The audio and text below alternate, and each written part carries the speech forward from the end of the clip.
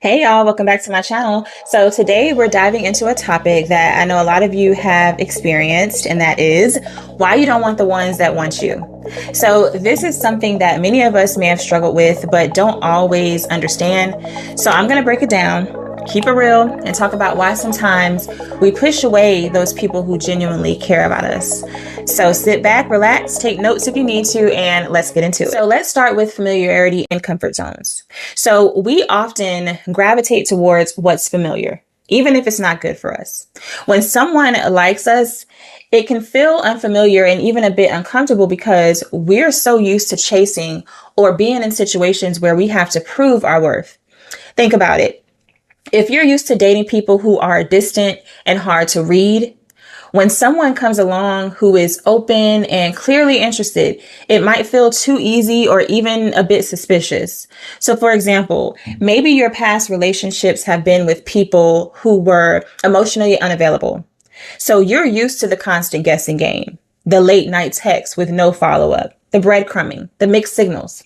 So suddenly, someone who comes into your life, who texts you, "Good morning, beautiful." ask about your day, and actually shows up when they say they will, it feels weird, almost too good to be true. This ties into our comfort zones. Our brains like patterns and familiarity, even if those patterns aren't healthy. It's a form of self-sabotage where we subconsciously seek out what we know, not what's best for us. Okay, so next up is the thrill of the chase. So the excitement of chasing someone can be addictive. And this process of trying to win someone over can release dopamine, the same chemical that makes us feel good when we accomplish something. So when someone likes us right off the bat, there's no chase, no thrill.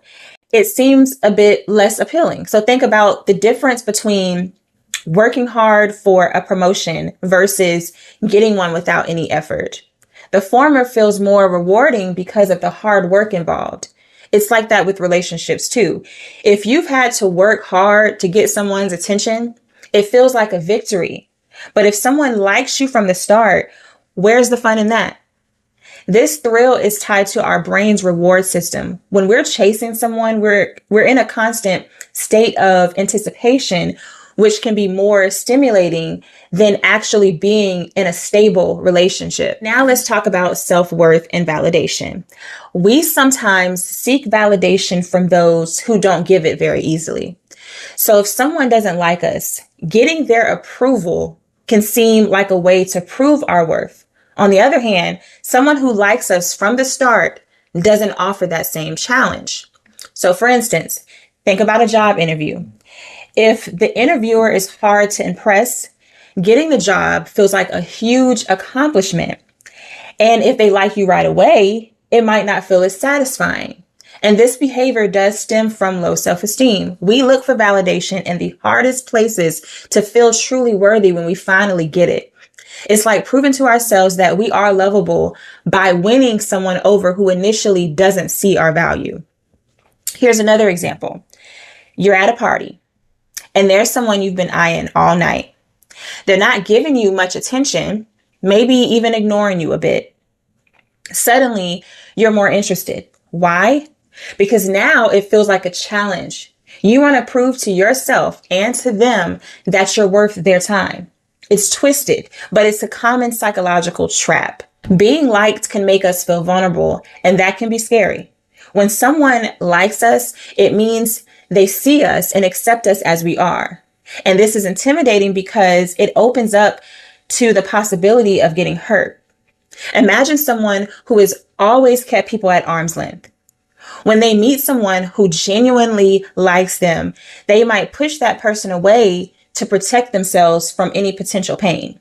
Think about it. If someone truly sees you, flaws and all, and still likes you, it can be a lot to handle. And you might start thinking, what if they see something they don't like later on? Or what if I mess this up? This fear of intimacy often comes from past experiences where being close to someone led to you getting hurt. It's a defense mechanism to avoid getting too attached and potentially suffering emotional pain. We often believe that what we can't have is better than what we can. And this is a classic case of the grass is greener on the other side. We might undervalue someone who likes us because we think there's someone better out there who doesn't. Picture yourself choosing between two job offers. One is from a company that really wants you, and the other is from a company that's more prestigious but harder to get into. The latter might seem more appealing because it's harder to attain. And this mindset could lead to constant dissatisfaction because we're always chasing after what we don't have instead of appreciating what's right in front of us. It's about perceived scarcity making something seem more valuable. Let's dig a bit deeper and talk about unresolved childhood issues. So sometimes the way we're treated as children can influence our adult relationships. If you grew up in an environment where love was conditional or hard to come by, you might find yourself replicating that dynamic in your adult relationships. This has been a significant issue for me too. And in my 30s, I started to understand where these patterns came from once I began examining my past.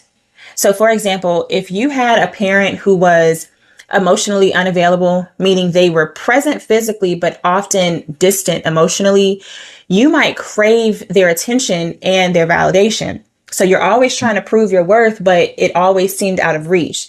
So this created a blueprint in your mind that love equals effort and struggle.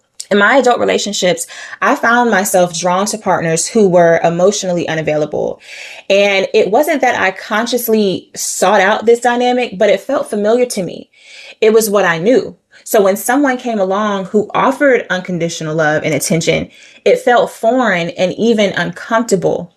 And I would push them away because they weren't good enough, but because it felt too easy, too different from what I was used to. I remember a relationship where this person was incredibly kind and attentive, and they would text me good morning every day, ask about my day, and they genuinely showed interest in me and my life.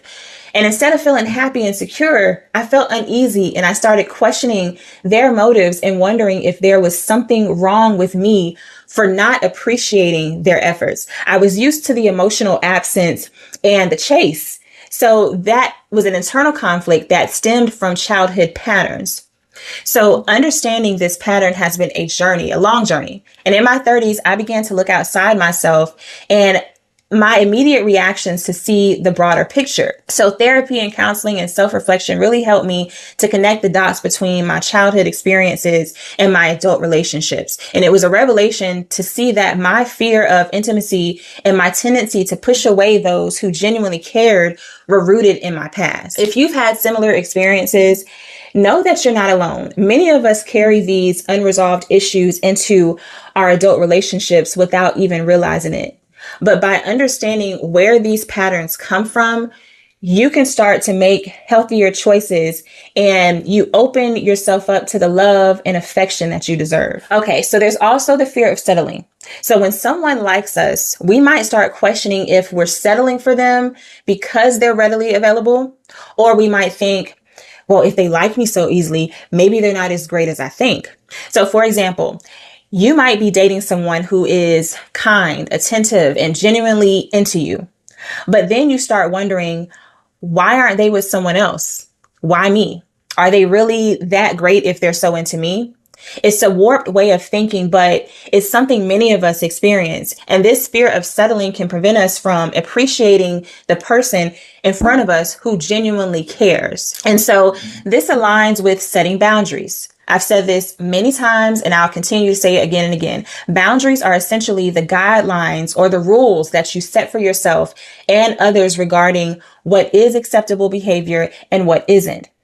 They help to define your limits and protect your well-being. So think of boundaries as a personal code of conduct. They communicate to others how you expect to be treated and what you will or will not tolerate. In my own journey, I found that setting boundaries has been transformative in my relationships. For instance, there was a time when I didn't have clear boundaries. I'm just going to keep it real. I didn't have any at all. And I often felt taken advantage of or disrespected. And I realized that by not setting boundaries, I was essentially giving others a free pass to treat me however they wanted. And I dealt with it. One particular relationship stands out to me. I was dating someone who frequently canceled plans at the last minute. They just left me feeling unimportant, and it always made me frustrated. So I decided to set the boundary. If plans were canceled without a valid reason more than twice, I had to reevaluate the relationship. So communicating this boundary made a huge difference. It showed my partner my time is valuable and it needed to be respected. It wasn't about being rigid or inflexible, but making sure there was mutual respect and understanding. And over time, this approach helped me to build better, more respectful relationships where my needs and my boundaries got the respect they deserve. So, and understanding why we sometimes don't want the ones that want us can help us break those patterns and make healthier choices in our relationships. And recognizing these behaviors and working towards valuing those who value us is key. So the next time you find yourself pushing away someone who genuinely likes you, just take a moment to reflect on these points. And remember, it's not always about the chase or the thrill. It's about knowing your worth. And sometimes the best relationships come from mutual respect and genuine interest. If you enjoyed this video, don't forget to like, comment, and subscribe for more content like this. Thank y'all so much for watching, and I'll see y'all in the next one. Love you. Bye.